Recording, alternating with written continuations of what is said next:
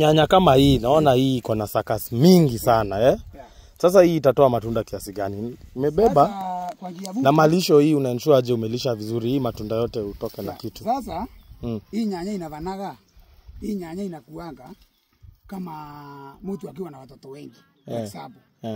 Ukiwa na watoto wengi kutafuta ndio unatafuta kwa bidii ndio watoto wasipe. So naye hii nyanya yako venye unaona iko na sakasi ndio unaingia kwa mvuko ndani ndio hizi matunda sote unaona na hizi maua sote bindingi yake ndio itafanya hizi maua na hizi matunda zikuwe kubwa. Bindingi yake unaona sasa kama hii. Unaona? Sasa hii ni ya mwezi moja tu. Hata injamaliza. Sasa hii ni ile kuambia grade 1. So ukiona nyanya yako imejipanga hivyo, wewe unavaa kuingia kwa mvuko, hiyo nyanya isipe, venye iko na sakasi mingi, ndio profit iko very high.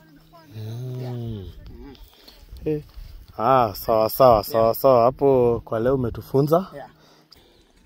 Na sasa kuna folio unapiga kwa saa hii? Folio ni type mingi.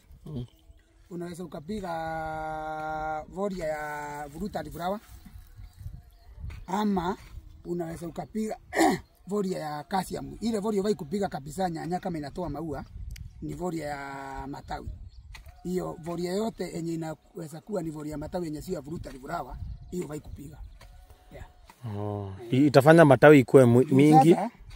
Lazima na nyanya umake sure matawi na matawi na nini na maua. Na maua zinapelekana sote zikiwa sote pamoja sipelekane. Kwa hivyo unapopiga hiyo folio ya matawi itakimbiza matawi ikose kungojea mbegu na ikose kungojea maua, ukute kuona nyanya imefunika hii mti na matunda yenyewe haina.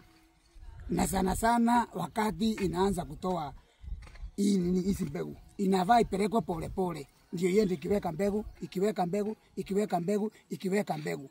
Ndipo unaona hii nyanya ni ndogo, hata ukiangalia kwa mbali iko vile unaona mbegu unasiona. Juu inapelekana mbegu na matawi na maua, mbegu na matawi na maua kulingana na kuipeleka pole pole.